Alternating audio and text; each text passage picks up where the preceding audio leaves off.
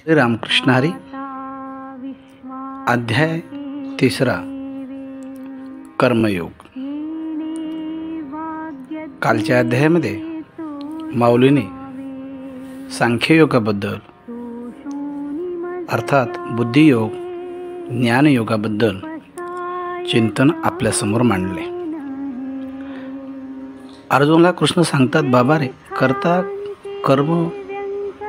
कर्म करणारा किंवा करता तू नाहीसच, तो निमित्त मात्र आहेस. सगळं काही एके दिवशी संपणारच आहे. अर्जुनानं भगवंताला प्रश्न केला, देवा, कर्मही उरत नाही आणि करताही उरत नाही, मग मला युद्ध तरी कशाला करायला सांगतोस? कारण एके दिवशी ते संपणारच आहे ना. त्यावेळेस भगवंत आजच्या अध्यायात अर्जुनाला उपदेश करतात, हे अर्जुना, कर्ममार्ग हा ज्ञानमार्गापेक्षा निश्चितच श्रेष्ठ आहे. प्रत्येकाला हे कर्म करावेच लागतात बरं का. तुला सांगू, मी सुद्धा अवतार घेऊन कर्मच करत असतो. मी देव असून सुद्धा अवतीर्ण होतो आणि मनुष्यासारखे कर्म करून कर्म कसे करावेत याचं जिवंतपणे उदाहरण तुमच्यासमोर ठेवतो. मग ते यापूर्वीचे अवतार असतील किंवा हा कृष्ण अवतार असेल, गोकुळातल्या लीला असतील किंवा राम अवतारातील लीला असतील, ह्या कर्मातूनच मी तुमच्यासमोर ठेवलेले आहेत. म्हणून प्रत्येकाने आपला स्वधर्म केलाच पाहिजे. स्वधर्म जे आपल्या वाट्याला कर्म आले ना, ते प्रामाणिकपणे करणे म्हणजे तो स्वधर्म होय. जसे शेतकऱ्याने शेतीमध्ये कर्म करत असताना काळ्या आईची सेवा करावी, सैनिकाने सीमेवर लढत असताना देशसेवा करावी, किंबहुना कार्यालयात काम करणाऱ्या व्यक्तीने आपल्या कामाप्रती प्रामाणिकपणे राहावं, हाच खरा स्वधर्म होय. जनक हा प्रापंचिक असूनही विधेयी होता, किंबहुना संत हे प्रापंचिक असूनही विधेयीच होते. तसे कर्म आपले असले पाहिजेत. कर्मेंद्रियाचे नियमन करणारा असतो ना, तोच खरा ज्ञानी होय आणि त्याला जिवंतपणेच मोक्ष मिळत असतो बरं का.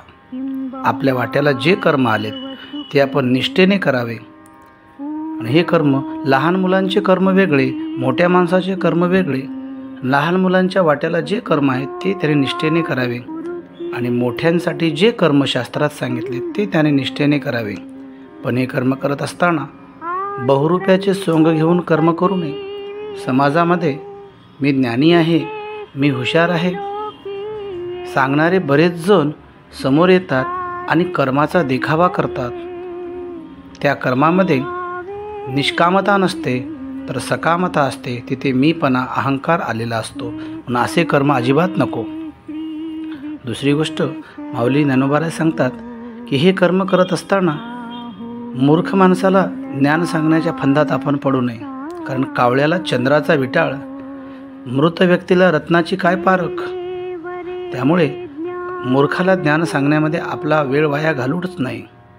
आपल्या इंद्रियाचे आपण लाड कधीच करू नये. खरं म्हणजे इंद्रिय आपण त्याचे लाड पुरवत राहिलो ते आपल्या अंगलट येतात. ज्याप्रमाणे पतंग नावाचा किडा दिव्याच्या समीप जाऊन स्वतःचं मरण ओढून घेतो, गळाला मासा भुलतो आणि मरणाला स्वीकारतो, तद्वत आहे आपण सुद्धा काम, क्रोध, दंभ या वाईट कर्माच्या आहारी जाऊन आपल्या जीवनाचं अहित करून घेतो. कारण कामापासून क्रोधाची, क्रोधापासून दंभाची निर्मिती आहे. या सर्वाचा नाश करायचा असेल तर माऊली ज्ञानोबाराय सांगतात की आपण देवाच्या, संतांच्या सान्निध्यात ओळावं. खरं म्हणजे ज्ञानी माणसाकडे अज्ञान फार जवळ येतो. ज्ञानी माणसाला तर काम, क्रोध, विकार पैज लावून जिंकतात.